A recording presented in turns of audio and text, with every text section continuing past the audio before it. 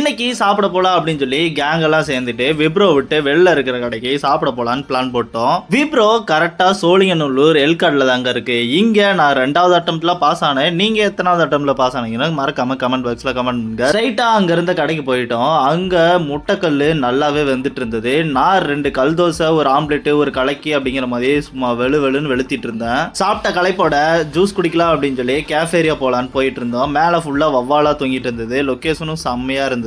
ஸ்ட்ரைட்டா ஜூஸ் கடையை போயிட்டோம். நான் அத்தி ஜூஸ் சொல்லியிருந்தேன். ஃப்ரெண்ட்ஸ் எல்லாம் வாட்டர்மெலன், பைனாப்பிள், ஆப்பிள் அப்படிங்கிற மாதிரி ஜூஸ் சொல்லியிருந்தானுங்க. பட் இந்த ஆர்டர் வரவே 2 நாள் ஆயிடுச்சுங்க. ஒரு வழியா அடிச்சு பிடிச்ச ஆர்டர்லாம் வாங்கிட்டோம். ஏன்னா அவ்வளோ கூட்டம். நான் ஃபர்ஸ்ட் டைம் ட்ரை பண்றேன். அத்தி ஜூஸ் சூப்பரா இருந்ததுங்க. ஃபைனலா எண்ட் ஆஃப் தி ஷிஃப்ட்லாம் முடிச்சுட்டு பார்க்கிங் வந்து பைக் எடுத்துட்டு ஸ்ட்ரைட்டா வீட்டுக்கு வந்துட்டோம்.